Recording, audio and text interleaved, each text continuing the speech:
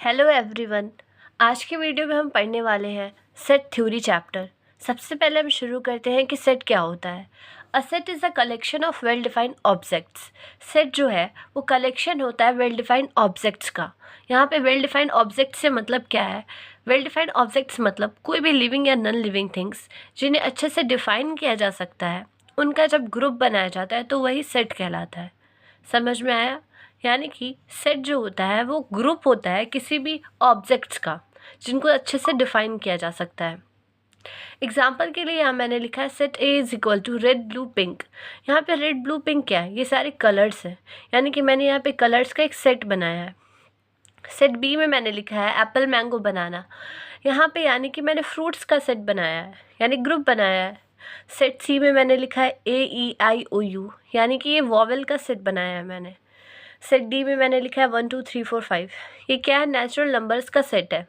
यानी कि सेट क्या होता है? ग्रुप होता है किसी भी लिविंग या नॉन लिविंग थिंग्स का जिनको अच्छे से डिफाइन किया जा सकता है। ठीक है, जिसमें कोई कन्फ्यूज़न ना हो, वेल डिफाइंड हो। ठीक है, तो सेट क्या है? कलेक्शन है। तो क्या है, अब जैसे मैंने लिखा है कि सेट ए में रेड ब्लू पिंक जो है, ये जो मैंने कॉमा दे दे के लिखा है, ये सारे क्या कहलाते हैं? सेट ए के एलिमेंट्स कहलाते हैं या मेंबर्स कहलाते हैं। वही मैंने लिखा है in set A red blue pink are objects which are called element और मेंबर्स ऑफ सेट। या तो एलिमेंट कहलाएंगे या member. Set is denoted by capital letters. जब भी सेट होगा, set A, set B, set C, set D के capital letter से हम लोग इसको दिखाते हैं। ठीक है। Elements are separated by comma. यहाँ पे आप देख रहे हैं रेड ब्लू पिंक जो एलिमेंट है उसको मैंने सेपरेट किया है कॉमा से। और क्या रूल्स होता है कि elements are close under curly brackets. Elements क्या होते हैं? कर्ली ब्रैकेट्स के अंदर क्लोज किए जाते हैं। और एक और चीज़, एलिमेंट्स कभी भी रिपीट नहीं होते हैं। ठीक है, आइए अब हम समझते हैं टाइप्स ऑफ सेट। सेट के कितने टाइप्स हैं? देखिए, यहाँ मैंने लिखा है टाइप्स, डिस्क्रिप्शन और एग्जाम्पल। तो सबसे पहले हम फाइनाइट सेट को समझते हैं कि फाइनाइट सेट क्या होता है। फाइनाइट सेट वो सेट होता है जो काउंटेबल होता है, यानी जिसको हम गिन सकते हैं, जिसके एलिमेंट्स को हम काउंट कर सकते हैं। एग्जाम्पल होगा इसका 1 2 3 4। तो यहाँ मैंने ब्रैकेट बंद कर दिया, यानी कि ये जो लिमिटेड होता है, यानी ये काउंट कर सकते हैं। ठीक है, इनफाइनाइट सेट को हम लोग काउंट कर सकते हैं। अब आते हैं इनफाइनाइट सेट पे। इनफाइनाइट सेट क्या होता है? जिसके एलिमेंट्स को हम काउंट नहीं कर सकते, जो अनलिमिटेड होता है। ठीक है, अब आते हैं सिंगलटन सेट पे। सिंगलटन सेट क्या होता है? जो सिर्फ ओनली वन एलिमेंट, जिसमें सिर्फ एक ही एलिमेंट आते हैं, जैसे कि 1 हो गया। ठीक है, तो सिर्फ एक एलिमेंट को कंटेन करता है। नल सेट क्या होता है? इसमें कोई एलिमेंट नहीं होता है, एम्प्टी, खाली होता है। इसको कैसे डिनोट करते हैं? ऐसे डिनोट करते हैं। ठीक है, इक्वल सेट क्या होता है? इक्वल सेट में सेम एलिमेंट होते हैं। सेम एलिमेंट का मतलब क्या है? जैसे दो सेट हैं 1 2 3 और सेट बी है, इसमें 3 2 1 या 3 1 2 जो भी है। तो इक्वल सेट में क्या होता है? एलिमेंट्स जो है सेम है। 1 2 3 इसमें भी है, 3 2 1 इसमें भी है, तो एलिमेंट सेम है। इक्विवेलेंट सेट क्या होता है? इक्विवेलेंट सेट में क्या होता है कि सेम नंबर ऑफ एलिमेंट होते हैं। यानी कि यहाँ पे मैंने लिखा है 1 3 5 और सेट बी में मैंने लिखा 2 4 6, यानी कि एलिमेंट इसमें तो सेम नहीं है, या लेकिन जो नंबर ऑफ एलिमेंट है वो सेम है। 1 3 5 तीन ही एलिमेंट इसमें भी है और बी में भी तीन ही एलिमेंट है, तो ये इक्विवेलेंट सेट कहलाता है। अब हम समझते हैं कि सबसेट क्या होता है। सबसेट होता है a set where every element is in other set. यानी कि मान लीजिए एक सेट है, सेट ए जिसमें 1 और 2 है, और एक सेट है जिसमें है 1 2 4।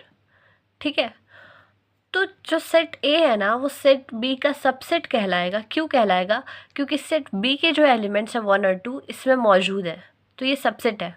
ठीक है, इसी एग्जाम्पल को लेते हैं और सुपर सेट समझते हैं। यहाँ पे हमने देखा कि बी में 1 2 और 4 है, लेकिन सिर्फ ए में 1 और 2 है।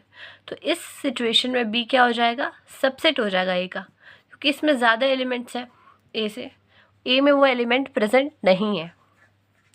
प्रॉपर सबसेट अब समझते हैं हम क्या है।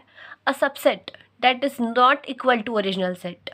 यानी कि इसी एग्जाम्पल को अगर हम समझें कि ए जो है ये सबसेट तो है बी का, यानी 1 और 2 इसमें भी प्रेजेंट है, लेकिन ये बी के इक्वल तो नहीं है, आपको दिख रहा है इक्वल तो नहीं है, तो यही प्रॉपर सेट कहलाता है। मान लीजिए कि ए में 1 और 2 ये एलिमेंट है, बी में है 1 3 5, ठीक है।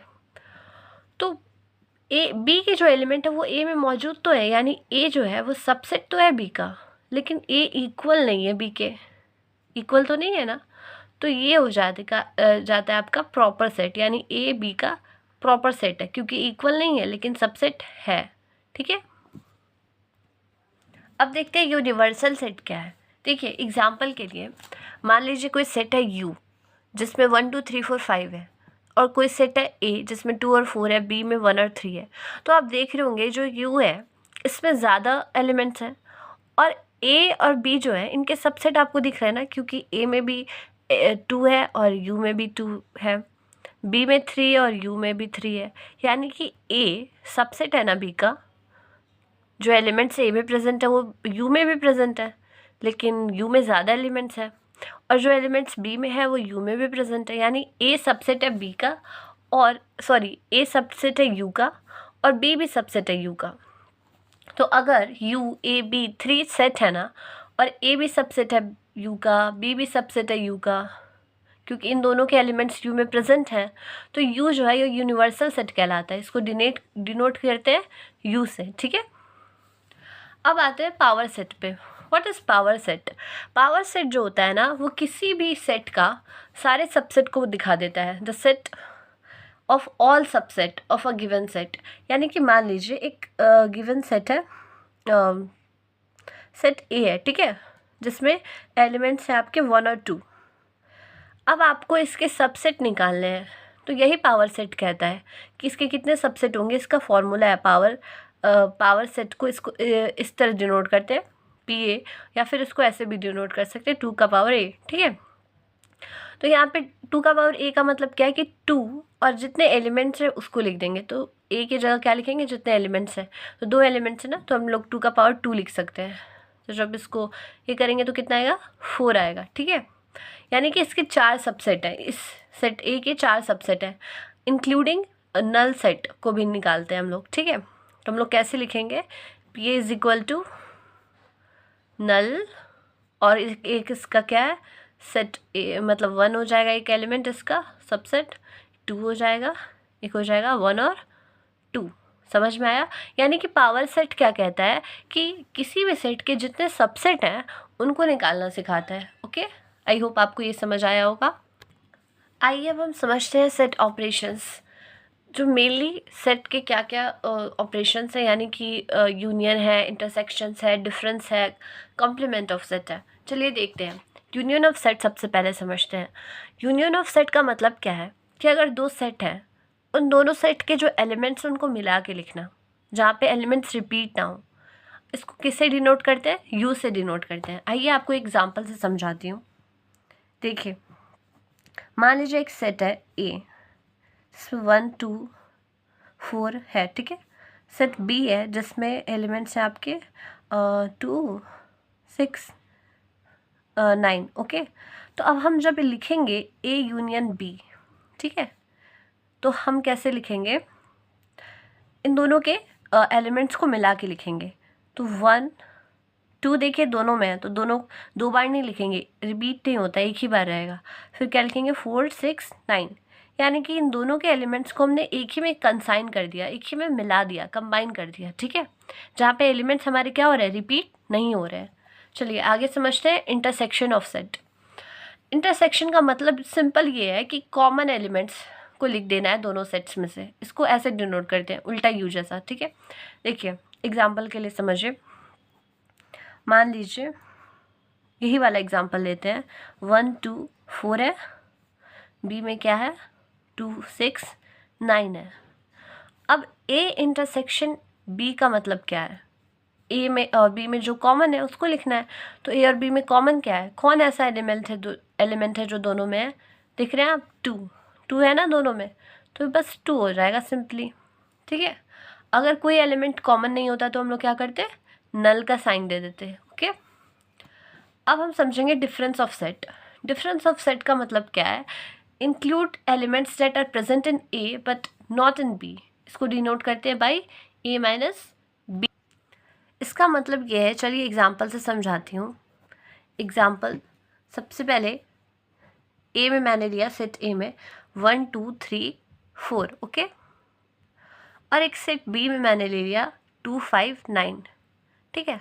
अब जब हमें डिफरेंस दिखाना है इन दोनों में से, इन दोनों को माइनस करना है, ए माइनस बी को माइनस करना है, तो हम लोग क्या करेंगे?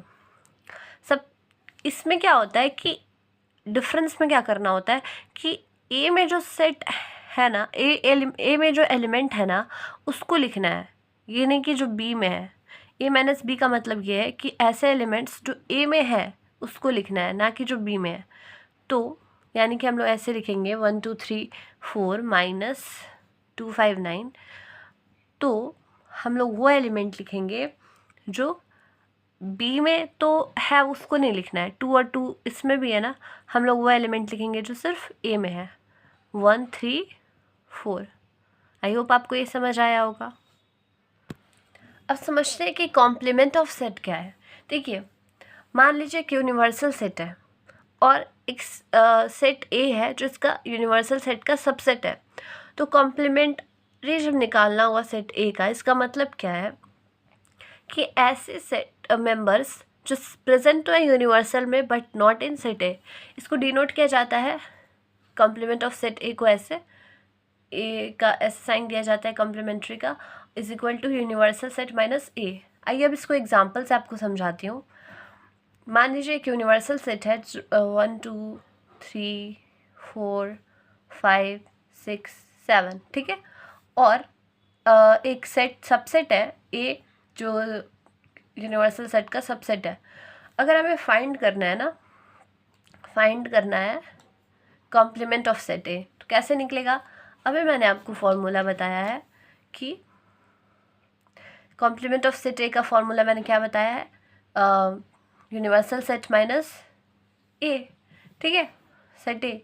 तो जब हम लोग यूनिवर्सल सेट से माइनस करेंगे, अभी आपने डिफरेंस ऑफ सेट पढ़ा है ना, कैसे होता है? जो कॉमन नहीं, जो सेट ए में मौजूद है उसको नहीं लिखेंगे और जो कॉमन है उसको भी नहीं लिखेंगे, जो यूनिवर्सल सेट में उसको लिखेंगे ओनली, ओके। तो क्या क्या है, 1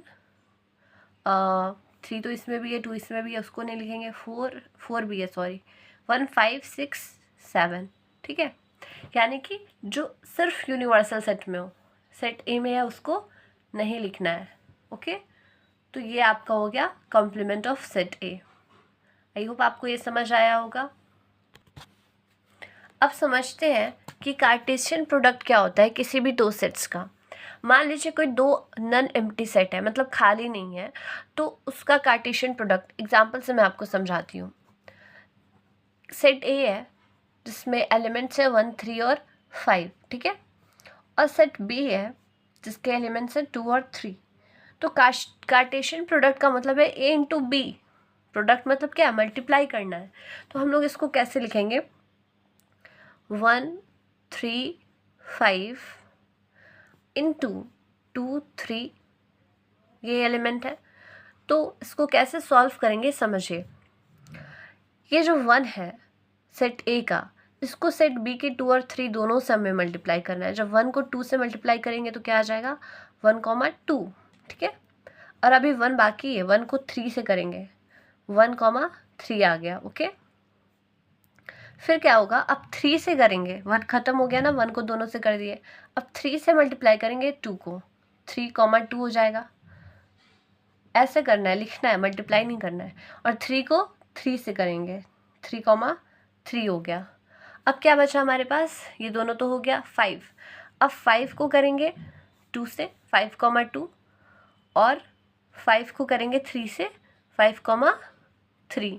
ये हमारा हो गया कार्टेशियन प्रोडक्ट। समझ में आया? यानी कि जब दो नन एम्प्टी सेट है तो उनका क्या होता है, प्रोडक्ट ऐसे ही निकलता है। पहले सेट ए के एक एलिमेंट से दोनों को करेंगे प्रोडक्ट, फिर सेट ए के दूसरे एलिमेंट से करेंगे, ऐसे ही करेंगे, ओके। यही हमारा आंसर हो जाएगा। आई होप आपको ये वीडियो अच्छा लगा होगा और अगले वीडियो में हम वेन डायग्राम्स और कुछ प्रॉब्लम्स सॉल्व करेंगे, ठीक है। तो अगर आपको ये वीडियो अच्छा लगा तो लाइक शेयर ज़रूर करें और चैनल को सब्सक्राइब करना बिल्कुल ना भूलें। Thank you.